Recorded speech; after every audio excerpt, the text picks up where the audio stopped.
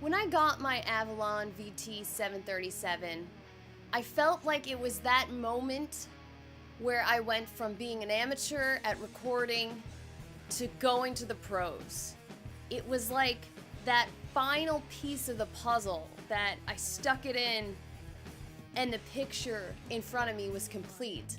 I knew what I was doing, and this was gonna get me the sounds that I heard in my head and what I wanted to hear and have represented. The first time I sang through one of these, it was at college, and at the time I didn't really know anything about preamps, but I knew that there was something different about it, and I didn't know what that was yet until I learned there's these wonderful vacuum tubes inside.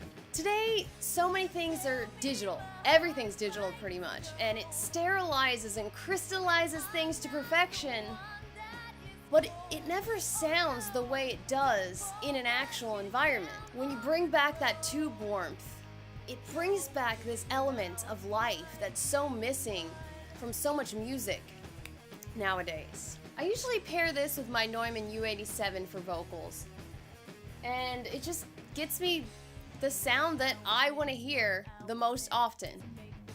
It's not just usable for vocals though.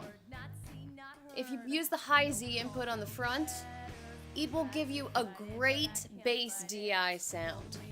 Now of course you still want to record your cab, but if you don't have that luxury in the environment, this thing will get you a great sound. Now this thing is way more than just a preamp. You can look at this as an entire channel strip.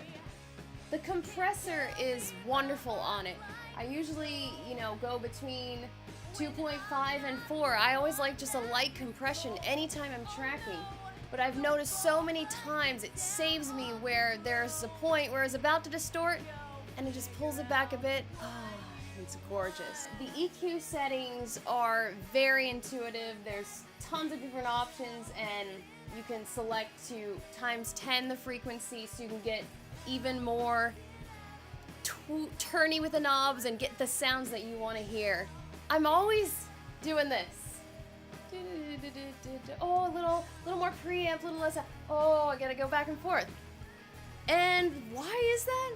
Well, I always like to push this thing right till almost distortion. It just sounds good. Sue me. But there has definitely been times when it's distorted in the analog world and not into Pro Tools. So it's got this warm distortion dirt. It's beautiful. Beautiful distortion. I'm sure I'm gonna own many other preamps and channel strips over time, but I know that I'm never getting rid of this guy.